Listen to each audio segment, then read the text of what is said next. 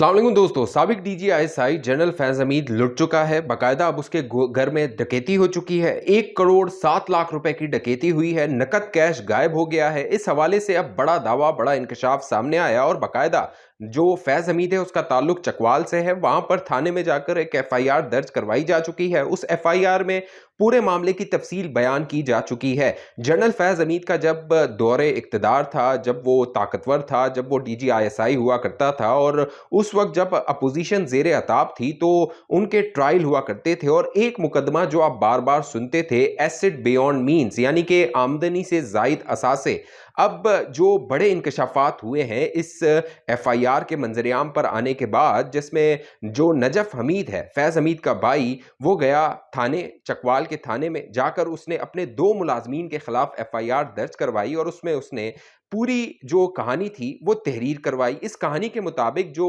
General Faiz Hamid का भाई है, जो नजफ हमीद, वो 6 अप्रैल 2023 को लाहौर गया था चकवाल से अपने इलाज के सिलसिले में, और जब वो 24 अप्रैल 2023 को वापस आया तो वो जो 2 मुलाजमीन थे जिनके हवाले उसने अपना घर किया हुआ था, उस घर में जो एक सेफ था और एक ब्रीफकेस था।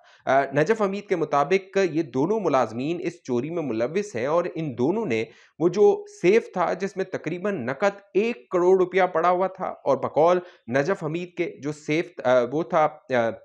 जो ब्रीफकेस था, उसमें तकरीबन 7 लाख रुपए नकद पड़े हुए थे और अब ये 1 करोड़ 7 लाख रुपए वहां से गायब है। साथ साथ नजफ हमीद के मुताबिक एक आईफोन 13 था, वो भी गायब हो चुका है। अब इस एफआईआर में जो बड़ा सवाल है, पहला सवाल ये है कि नजफ हमीद के पास नकद कैश 1 करोड़ 7 लाख रुपए आया कहां से, और उसने वो अपने घर में क्यों रखा हुआ था, वो उसने अपने बैंक में क्यों नहीं रखा हुआ था। दूसरा सवाल यह है कि यह वारदात अप्रैल 2023 में हुई, तो फिर नजफ हमीद ने 4 या 3 महीने के बाद जाकर इसकी एफआईआर क्यों दर्ज करवाई। साथ साथ नजफ हमीद ने इस एफआईआर में एक और नुक्ता उठाया और वो एफआईआर में दर्ज करवाया, वो ये था कि उसने खुद तहकीकात की इन मुलाजमीन के हवाले से, इस चोरी के हवाले से, और फिर जाकर उसने एफआईआर दर्ज करवाई। तो तीसरा सवाल ये पैदा होता है कि गुज़िश्ता 3 माह जब तक ये एफआईआर दर्ज नहीं हुई थी वारदात की, क्या कुछ होता रहा, नजफ हमीद क्या करता रहा, और फौरी तौर पे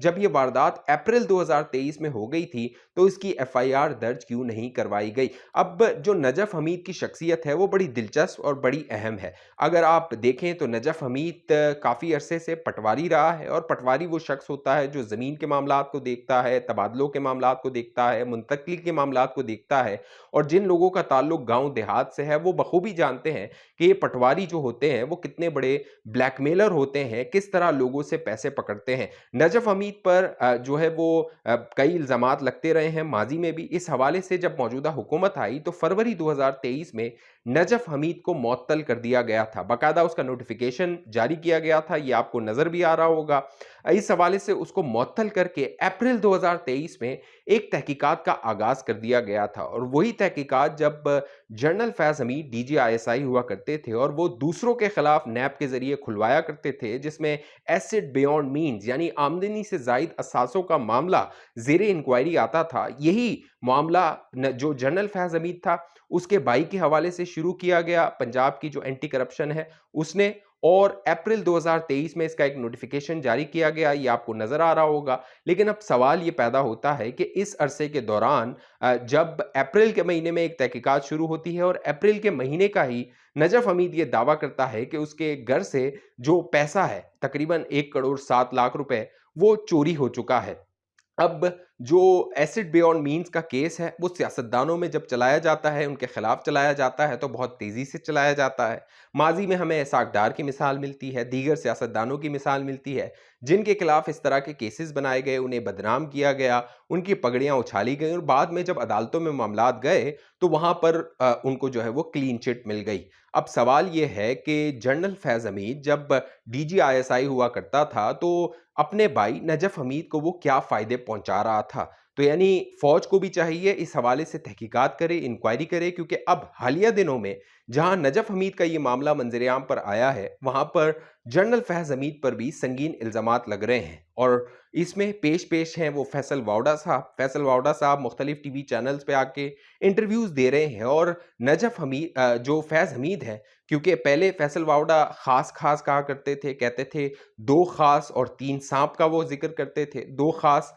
जिसमें वो जनरल फैज हमीद का नाम नहीं लिया करते थे, लेकिन अब उन्होंने बरमला और खुलकर जनरल फैज हमीद पर इल्जामात लगाना शुरू कर दिए हैं और फैसल वावड़ा ने बाकायदा जनरल फैज हमीद की करप्शन के मामलात भी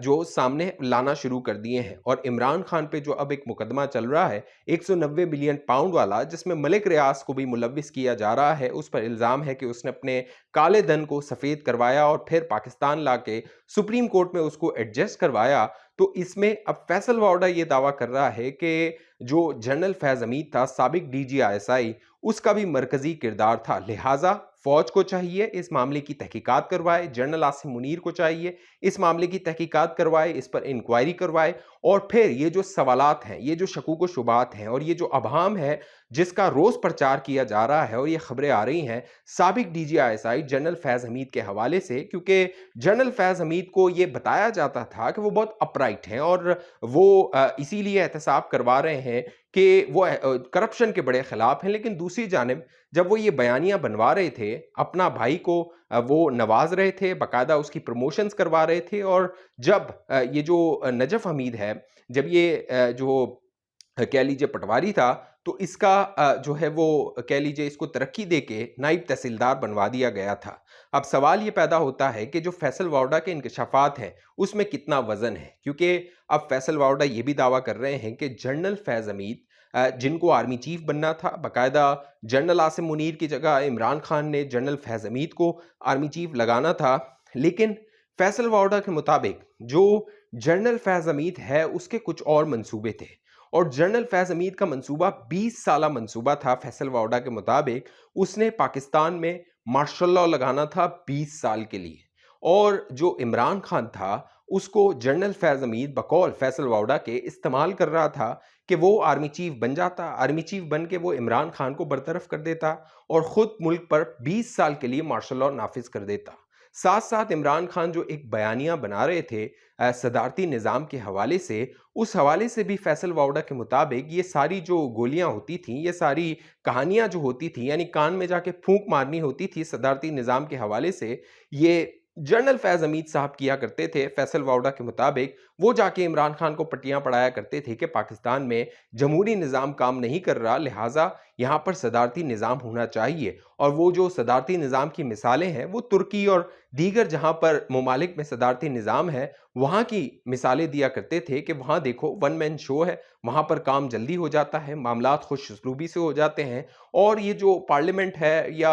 असम्बलीज है इनकी झंझट पालनी नहीं पड़ती, लिहाजा मुल्क में सदारती निज़ाम लागू कर दिया जाए। वो सदारती निज़ाम की ख्वाहिश तो पूरी नहीं हो सकी जनरल फैज हमीद की, वो 20 साला मार्शल लॉ की भी ख्वाहिश पूरी नहीं हो सकी और आर्मी चीफ बनने की भी ख्वाहिश पूरी नहीं हो सकी, क्योंकि जनरल आसिम मुनीर रस्ते में आ गए जिन्हें हटाने का और आर्मी चीफ न बनने देने का पूरा फुल प्रूफ मंसूबा बनाया गया था, लेकिन शायद अल्लाह को कुछ और मंजूर था। अब ये जो नजफ हमीद के हवाले से इंकशाफात आए हैं, मौजूदा हुकूमत को चाहिए वो हुकूमत की मुद्दत ख़त्म होने से पहले इस मामले पे एक्शन ले, इसकी इंक्वायरी कॉल करे और जो अप्रैल 2023 में इंक्वायरी के हवाले से खतूत लिखे गए थे उस हवाले से भी आवाम को बताया जाए कि नजफ हमीद के हवाले से एसेट बियॉन्ड मीन्स यानी आमदनी से जायद असासों की तहकीकात का जो आगाज किया गया था उसमें क्या पेशरफ्त हुई है। इस हवाले से आप दोस्तों की क्या राय है नीचे कमेंट कीजिए। अब तक ये चैनल आपने सब्सक्राइब नहीं किया जरूर सब्सक्राइब कीजिए, बेल आइकन का बटन है लाजमी क्लिक कीजिए।